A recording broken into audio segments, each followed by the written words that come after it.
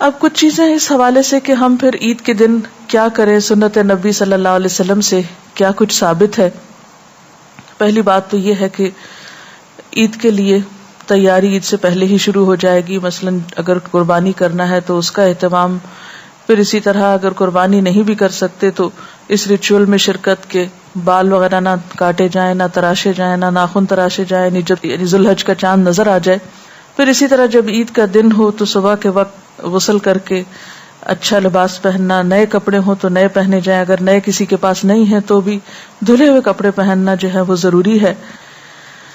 اسی طرح اس موقع پر خوشبو لگانا اور پھر اہتمام کے ساتھ عید پڑھنے کے لیے جانا یہ بھی ضروری ہے. عید کے دن عام طور پر جو کھانا کھاتے اس کے علاوہ اسپیشل کھانا تیار کرنا یا خود کھانا اور دوسروں کو کھلانا جو ہے یہ بھی ایک مسنون عمل ہے، لیکن اس میں تھوڑا سا فرق ہے. آپ صلی اللہ علیہ وسلم جب عید الفطر کے دن عید پڑھنے کے لیے جاتے تو کوئی میٹھی چیز کھا کر جاتے، مثلا کھجور، اور اگر کھجوریں کھاتے تو طاق عدد میں، مثلا 1 یا 3 یا 5. اور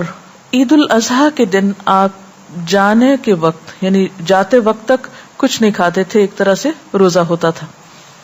اور نماز پڑھنے کے بعد واپس آ کر قربانی کرتے اور قربانی کے گوشت میں سے کھاتے. اب اگر کوئی شخص اتنا صبر کر سکے کہ واپس آ کے قربانی کرے اور پھر اس کو پکائے اور پھر کھائے تو بہت ہی اچھا ہے، لیکن اگر ایسا ممکن نہ ہو تو پھر انسان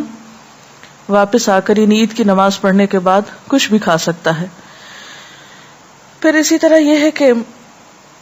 آپ صحابیات کے بارے میں آتا ہے کہ وہ اپنے بچوں کو دودھ تک نہیں پلاتی تھی جب تک عید کی نماز ہو نہیں جاتی تھی. یعنی وہ اس سنت میں بچے بھی شریک ہوتے تھے، اللہ یہ کہ کوئی بچہ جو ہے وہ بالکل صبر نہ کرے یا بیمار ہو تو کسی بیمار کو دوا کھانی ہو یا اور کوئی ضرورت ہو،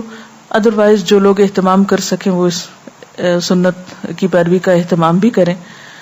پھر اسی طرح آپ صلی اللہ علیہ وسلم عیدگاہ پیدل جاتے تھے، اگر ممکن ہو تو اس سنت پر بھی عمل کیا جائے،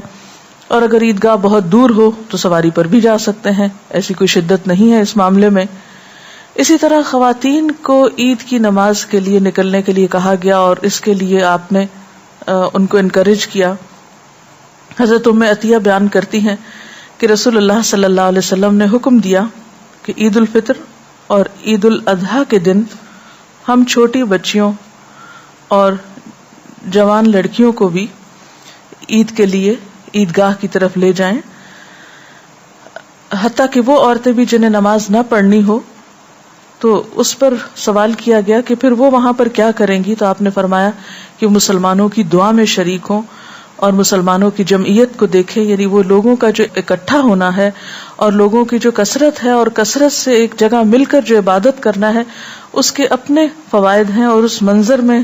ایک الگ ہی حسن ہے. اس کو جب تک دیکھا نہ جائے وہ جذبات پیدا نہیں ہوتے جو عید کے دن ایک خاص خوشی کے جذبات پیدا ہونے چاہیے، کیونکہ انسان جتنے زیادہ لوگوں سے ملتا ہے، ان کو دیکھتا ہے،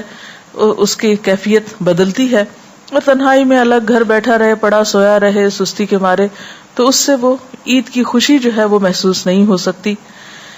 پھر اسی طرح حضرت عبداللہ بن عباس سے روایت ہے کہ رسول اللہ صلی اللہ علیہ وسلم عید کے دن اپنی ازواج مطہرات اور بیٹیوں کو عیدگاہ لے جاتے تھے، یہ ابن ماجہ کی روایت ہے. پھر اسی طرح عید کے دن تکبیریں پڑھنا، عیدگاہ جاتے وقت اور واپس آتے وقت اللہ اکبر اللہ اکبر لا الہ الا اللہ واللہ اکبر اللہ اکبر وللہ الحمد، اس کا اہتمام کرنا چاہیے، کیونکہ اس دن خاص طور پر اللہ کی بڑائی بیان کرنی چاہیے، کیونکہ ایک خوشی کا موقع ہے اور خدا کی یاد سب مل جل کر کرتے ہیں، اور اس یاد میں سب سے زیادہ اللہ کے نام کو بلند کرنا ہے. مرد حضرات بلند آواز سے تکبیریں کہیں گے، لیکن خواتین جو ہیں وہ دل میں تکبیریں پڑھ سکتی ہیں. اسی طرح عید کے موقع پر رشتہ داروں کے ہاں ملاقات کے لیے جانا، ان کو اپنے ہاں مدعو کرنا، ہمسایوں کا خیال رکھنا، ضرورت مندوں کا خیال رکھنا، یہ سب بھی اس دن ضروری ہے. اور ایک اور اہم بات یہ کہ خوشی کے موقع پر پھر اللہ کو یاد رکھنا، یعنی نمازوں کے اوقات کی پابندی کرنا اور خوشی میں حدوں کو نہ توڑنا، یہ بھی بے حد ضروری ہے. کیونکہ بعض اوقات جب ہم جذبات میں آتے ہیں، خوش ہونے لگتے ہیں تو حدود پار کر جاتے ہیں، غمگین ہوتے ہیں تو حد پار کر جاتے ہیں. بالکل ڈپریشن میں چلے جاتے ہیں، غصے میں آتے ہیں تو حدود پار کر جاتے ہیں۔ ایک اچھی زندگی کی علامت یہ کہ وہ معتدل زندگی ہوتی ہے، جس میں جذبات بھی اعتدال کے ساتھ ہوتے ہیں، غم، غصہ، خوف، نفرت، محبت، یہ سب چیزیں انسان کی زندگی میں اس کے ساتھ ساتھ ہیں، لیکن کوئی بھی چیز اسی وقت بہترین ہو سکتی ہے جب اس کے اندر اعتدال ہو۔ بہرحال عید کا دن ایک خوشی کا دن ہے، اور اس دن خوشی منانا عبادت ہے، اور پھر یاد رکھیے کہ عید قربان یا قربانی کی عید، اس کا ایک خاص پیغام ہے، اور وہ کیا کہ انسان اللہ کی خاطر جب ضرورت پڑے اپنے جذبات، اپنی جان، اپنے مال اور اپنی ہر پسندیدہ چیز کی قربانی کے لیے تیار رہے۔ اس سے محبت کا ہم دعویٰ کرتے ہیں تو پھر اس محبت کے اظہار کے لیے قربانی بھی ضروری ہے، کیونکہ ہر محبت